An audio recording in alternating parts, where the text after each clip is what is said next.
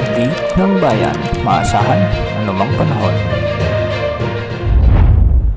Patuloy nating binabantayan ang dalawang bagyo at LPA na nasa labas ngayon ng ating Philippine Area of Responsibility, kabilang ang Typhoon Dolphin at ang isang nabuong tropical depression. Sa ngayon, ang Typhoon Dolphin ay nasa layong 820 kilometers hilagang silangan ng extreme northern Luzon.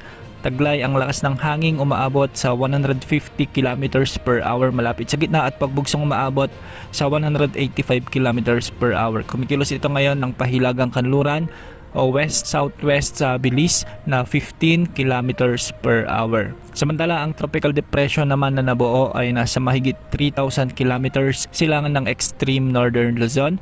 May lakas ito ng hangin, umaabot ngayon sa 45 kilometers per hour malapit sa gitna at pagbugsong umaabot sa 55 kilometers per hour. Habang kumikilos pa silangan sa bilis na 50 kilometers per hour. Malayo ito sa bansa at hindi ito inaasang papasok sa ating area of responsibility. Ngunit isa rin ito sa magpapalakas ng habagat. Samantala, may isa pang namuong low pressure area na namataan naman sa silangan ng extreme northern Luzon. Ito ngayon ay nasa layong 1,700 kilometers at may mataas na chance ang maging tropical cyclone sa mga susunod na oras. Hatakin din nito ang habagat sa mga susunod na araw na magdadala ng mga pag-ulan sa kanlurang bahagi ng bansa. Samantala, dahil sa matinding epekto ng habagat, asahan ang malalakas hanggang sa matitinding pag-ulan sa malaking bahagi ng Luzon at ilang bahagi ng Visayas sa mga oras na ito. Sa ngayon, asahan ang matinding pag-iral ng monsoon rains sa may Ilocos Sur, La Union, Abra, Benguet, Zambales, Bataan at Occidental Mindoro, kung saan posible ang pagbaha at pagguho ng lupa dahil sa katamtaman hanggang sa malalakas at minsan ay matitinding pagbuhos ng ulan. Asahan naman ang paminsan-minsang pag-ulan sa Ilocos Norte, Pangasinan, Apayao, Kalinga, Mountain Province, sa may Ifugao, Nueva Vizcaya, Tarlac, Nueva Ecija, Pampanga, Bulacan, Metro Manila, Rizal, Cavite, Batangas, Oriental Mindoro at Antique. Dulot pa rin ito ng habagat. Samantala sa Batanes at Babuyan Islands ay asahan din ang maulap na kalangitan na may mga kalat-kalat na pagulan at thunderstorms dahil naman sa trough o extension ng bagyong Dolphin. Asahan naman ang maulap na may mga kalat-kalat na pagulan at thunderstorms sa Zamboanga Peninsula, ilang bahagi pa ng Luzon at Visayas, gayon din sa Misamis Occidental, Lanao del Norte at Lanao del Sur.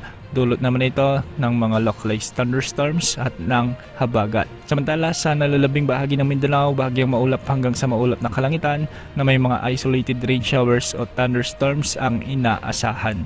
Base naman sa heavy rainfall outlook na inilabas ng Pag-asa, sa kasalukuyan ay maaari pa ring umabot mula 100 hanggang 200 mm na pag-ulan ang mararanasan sa Ilocos Sur, La Union, Abra, Benguet, Zambales, Bataan at Occidental Mindoro, habang nasa 50 hanggang 100 mm naman sa iba pang mga lalawigang apektado ng habagat. Samantala, mula tanghali ngayong linggo hanggang Lunes, inaasahan pa ring aabot mula 100 hanggang 200 mm ang kabuuang ulan na posibleng maranasan sa Ilocos Sur, La Union, Benguet, Zambales, Bataan at Occidental Mindoro. Samantala, 50 hanggang 100 mm ang mga pag-ulan namang posibleng maranasan sa Ilocos Norte, Pangasinan, Abra, Kalinga, Mountain Province, Ifugao, Nueva Vizcaya, Tarlac, Nueva Ecija, Pampanga, Bulacan, Metro Manila, Rizal, Cavite, Batangas, Oriental Mindoro at Antique. Mula tanghali naman ng Lunes hanggang tanghali ng Martes, posibleng umabot pa rin sa 100 hanggang 200 mm sa mga pag-ulan ang mararanasan sa may Zambales at Bataan, habang 50 hanggang 100 mm na mga pag-ulan naman ang maaari pa ring maranasan sa La Union, Ilocos Sur, Pangasinan, Benguet, Tarlac, Pampanga, Cavite, Batangas, Occidental Mindoro at Antique. Samantala, batay sa mga weather models ay posibleng tumagal pa ang maulang panahon hanggang sa susunod na 2 linggo.